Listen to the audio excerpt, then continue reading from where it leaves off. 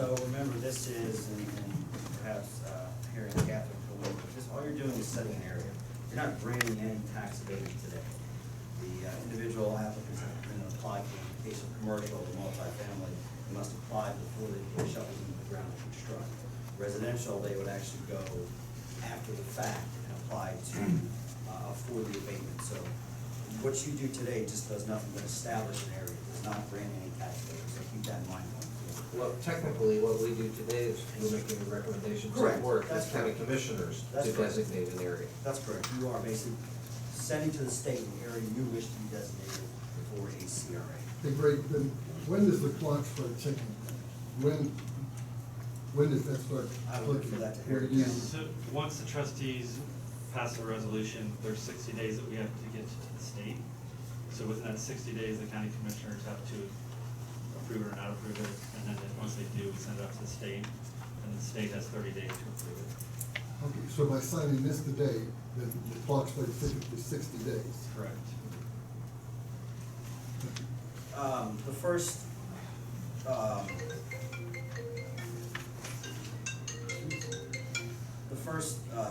three sections are just boilerplate language designating, the area, the part of the ORC. This is 37, 35, and, .6, 6, 7, etc. Section 4 talks about where the CR begins, and basically what it says, if there is no school district agreement presented to us formally, then the maximum abatement is 50% up to 15 years, which is what the ORC calls for. And there's certain construction thresholds, so you can't just build $50,000 worth of something and get abatement on it. There's limits. It's $75,000 and up is the limits. If an agreement with the school district is presented, then they can go up to 100% and up to 15 years. Now that is just setting up the district. Individually, they can negotiate something less than the maximums that we've established, and that's going to,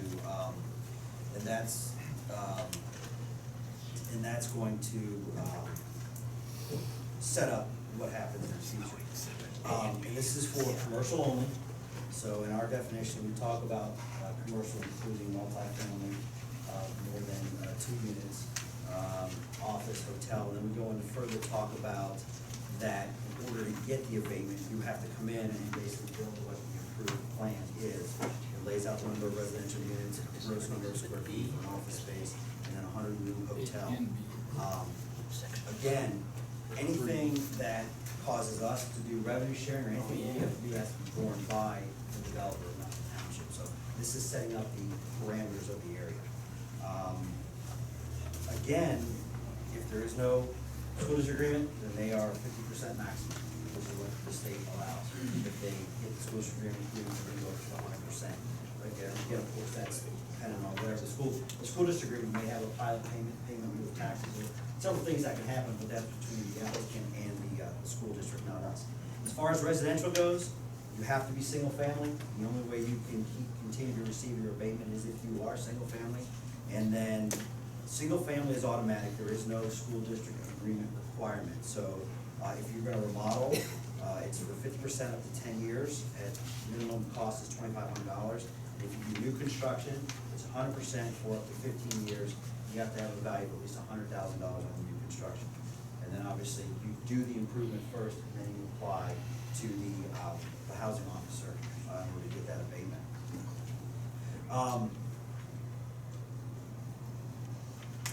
That's the agreement in a nutshell. So they can't. So today we're not establishing anything. We are recommending that this area be established. But even then, there's no tax abatements taking place until the individual projects are applied for.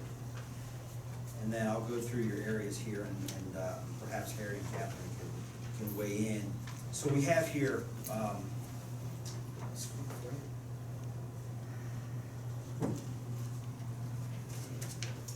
so what we have here is Exhibit B, A and B attached, that will be attached to this resolution, this is the only CRA properties there are. This is the only area that can be removed. I have an additional Exhibit B that extends it to here, and I have an additional Exhibit B that extends it to here. That's solely up for the board of trustees to decide how you wanna move forward. And there may be some changes to the housing study that need to occur, but I think that will see how they push forward with that.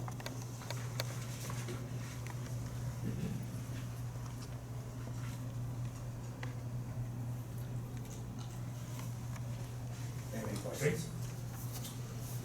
Greg, on the resolution itself, section 5.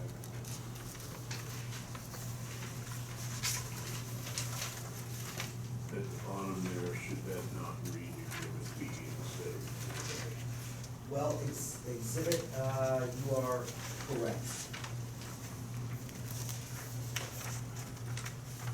You are correct. or A and B? Yeah, A is the housing study, and then B is the actual list of parcels.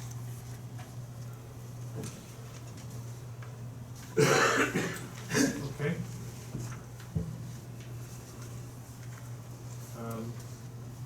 Any other comments? I got one question. Yes, sir. Why are we included in this?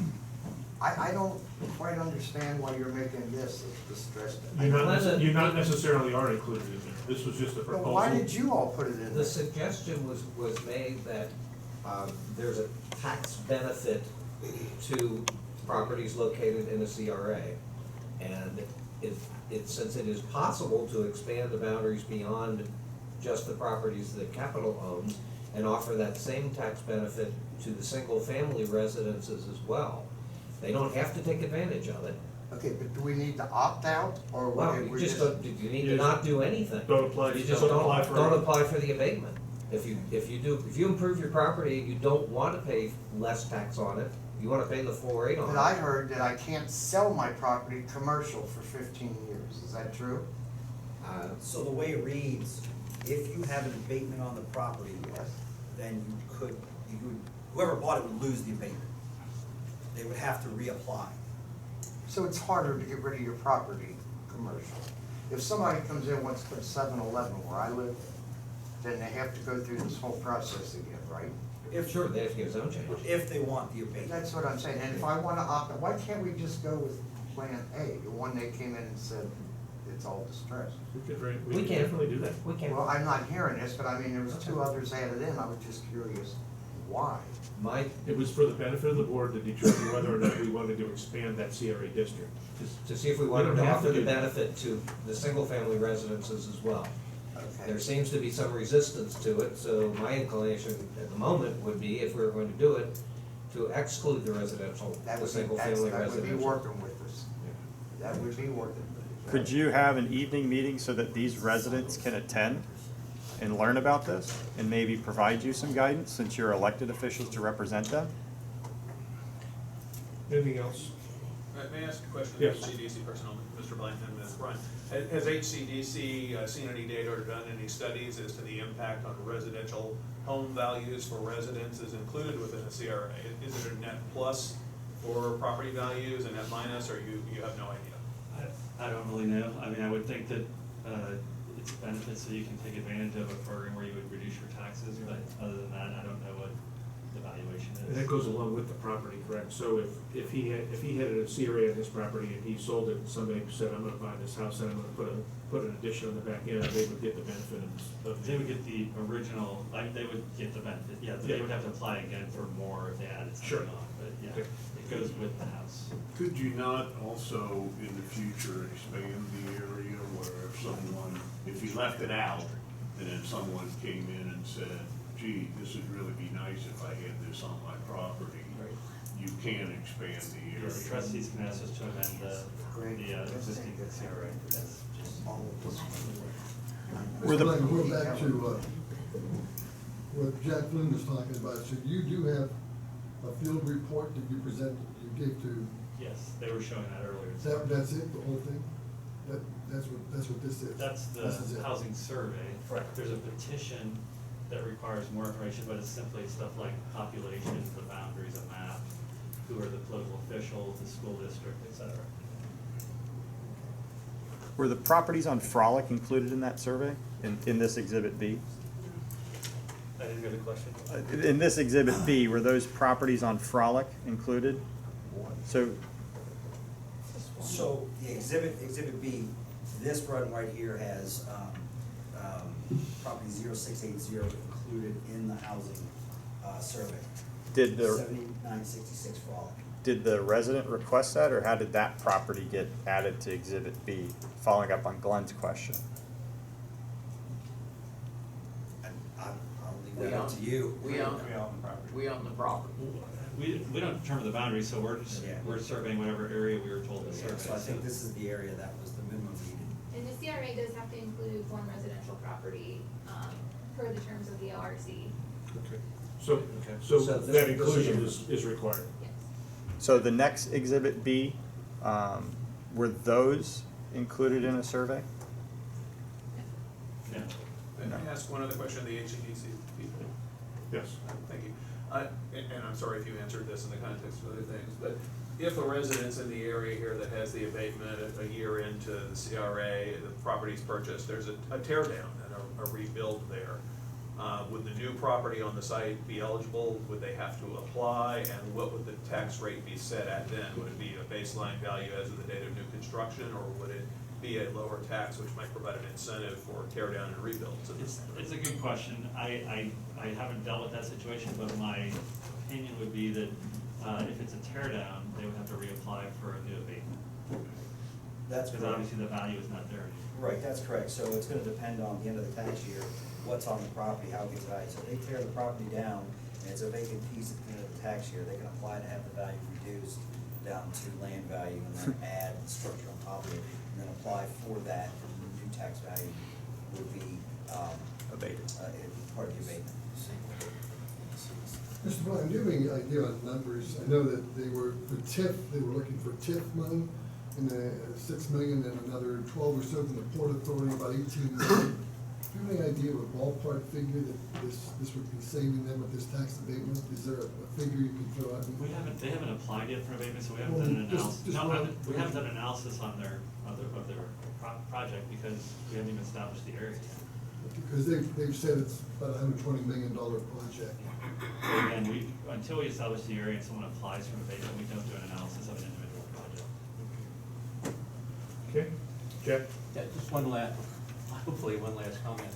There's been several comments made and numbers talked about the tax benefit to the township. And I know Greg has been put under the spotlight on this and come up with some reasonably good numbers about what it might be. Whether it's $400,000 a year or whatever, these are estimates, but I also would remind everybody here that it's not a zero-sum game. It's not either or, nothing. It's either the proposal that CIG has given to us versus there are other opportunities for development of that same property at a lower density, different mixes of land use and so on.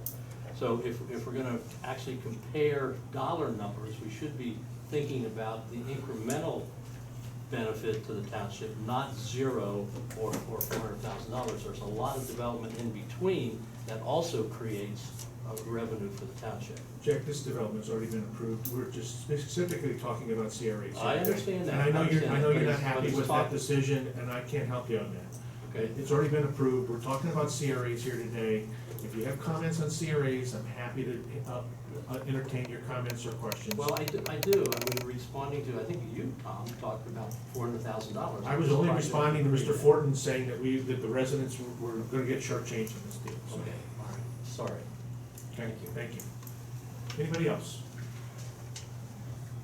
Okay. Well, Jack, are you satisfied with, that you have enough background now on this, or do you think we should still pause this? Do you think we should go ahead and sign this legislation, Jack? I'm sorry. Do you think we should sign this legislation today? Are you satisfied now with the presentation that Mr. Bickford did in sharing with us We've their taken, field we've report? taken a couple of steps forward.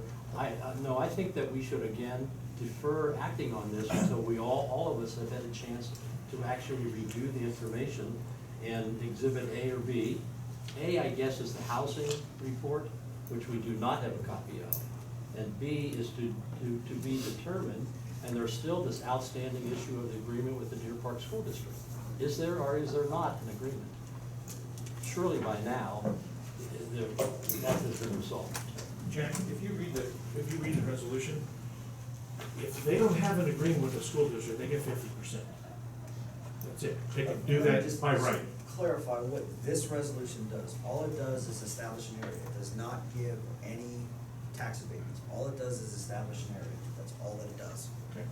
May I offer a suggestion, and I promise I'll shut up? Since there's controversy over how broad the area should be and obvious disagreement as to residents as to whether that's a good idea or not, rather than acting rashly and determining a boundary today arbitrarily based on what you think those residents who have this opportunity might want, you've got a limited set of houses there. Why not have the township survey those property owners to find out what their desire is before you determine the boundaries of this? Some of them may think it's a wonderful idea to be included. I would choose to be in it, frankly, if my house were in that zone, but others may not. Why not find that out before quickly and rashly acting on this today? Harry, so we have the ability to adopt an area and always add additional properties to that if we choose to. Correct. Okay, You can amend it later. Harry, is there any importance in getting this thing signed today? Is That's there not my, immediate? that's not my decision. Okay. Well, this is not, you weren't expecting us to have us sign this today when we walked in here. You said that earlier, didn't you? What I said was, we were told that they might expand the area, so we would want to do more analysis if they were going to. If they're not going to, I think that we've done the survey for that. Okay, thank you. But that's no question. that we need to- When is the agreement with the school typically entered into? Would it be prior to the township passing this, or? So, this is just setting the area again. So, Right. before an agreement is done with the individual property owner, we would probably have the agreement in place. But this is just setting the area today, so I this. mean, it's prior to applying for the abatement, not prior to any action taken today. Yeah, we're just setting the area today, so Right. the individual project will have to work out an agreement with the school district Okay. Thank you. But the clock begins ticking. for establishing the CRA. Which has nothing to do specifically with the school district agreement. That would determine how much of an abatement is available, whether or not that is, as to when it would be applied for, that's when they would need to have. Right, when the individual property owner applies for the abatements, that's when they would need to work out the agreement with the. Okay, any other questions? Harry, Catherine, thank you for coming. You were real helpful today, appreciate it. Next item on the agenda is planning and zoning update, Mr. Holbert. Well, I have a resolution here. Do you wanna add I'm sorry, do we don't have it down in the further, okay. It's right here, so tell me which one you want. Okay. We need a motion? Well, Wait a minute, Wait, it's not- I don't have one with attachments on. I've got it right here. So this is what I've got in front of me right now, okay? In front of me right now, I have the resolution we just talked about. Maybe the trustees ought to see what it is that they're voting. They have it, it's right on the screen. So they have the resolution in front of them. Something down there. No, I don't have attachments on the copy that I got. Correct. The attachments are. Do you have they're right attachments here. on the one you have? No, I have the original right here, okay? The attachments to this resolution are on the screen right now. I've already. No, they need to be attached to that piece of paper and giving them a copy. They are. You want the. you want I've a already copy of seen, the I've already entire seen all attachments? these. Anybody else want a copy of it? I don't need it, I already have a copy at home. Well, I don't know. Well, I mean, which exhibit? Which The map do ones you I'm use? showing on the screen right now, okay? So I Well, can make a Mr. copy. Barber said he'd like to have a copy of it. Okay, we'll get them made, the ones you will vote on. Did you change the one you give it to? I did, yeah, I hand wrote it. I wanted hard copy. Let's fix it right, yeah, if you're gonna vote on it. You're gonna need 5 minutes. Okay, so you go ahead and do that, we're gonna go, continue to go through the agenda. Next item up is, Mr. Holbert, planning and zoning update. Well, you might wanna skip Harry, because Harry needs me. I come back to Harry, because we have to use the, Okay. PowerPoint. Okay. Mr. McEwen, Parks and Rec update.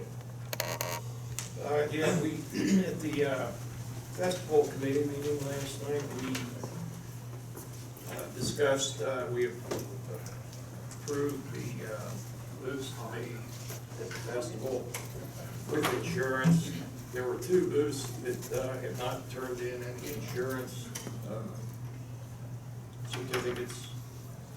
That would be the Butterfly Ascension Group, which is the face painters. Wait a second, isn't that a prerequisite that they have to have insurance? It was on the application. Yeah, okay, so, I mean, if we're holding everyone else to insurance, we gotta hold everybody in insurance, right? Well, Mike had asked me, and based on the groups that he's talking about, I thought the trustees might want to leave that for them, they're nonprofit. Well, why don't we waive it for everybody else? Well, he asked me, that was my response, that if it's gonna be waived, that the trustees should do that, not the committee, so. If you don't wanna waive it, you don't need to waive it. Okay. So one was the Butterfly Ascension Group, face painting, and the other was the Sycamore Township Civic Association. So I'll leave it up to the board to, I thought you said Hamilton County. all Hamilton County, but they are self-insured, so they were okay. Hamilton County, Soil and Water Okay. Conservation District. okay.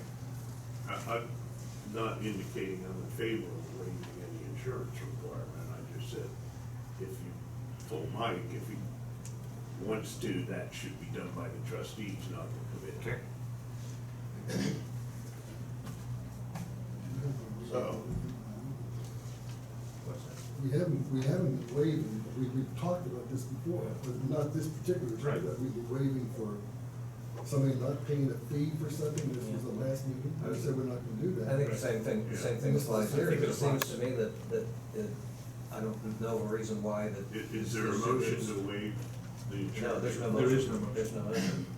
Dies for, So then Mike, those people would get their money back? they get the money back, yeah. May I ask a question as to that? As to the quote-unquote requirement for insurance, according to Mr. McEwen in the first festival committee meeting, which occurred yesterday evening, the requirement is there simply because he copied the city of Cincinnati's form to And we apply to adopted have, it. may I finish, to have a booth at a festival or an event, and it was on the form, so he left it on there. There is no resolution to the trustees imposing an insurance requirement.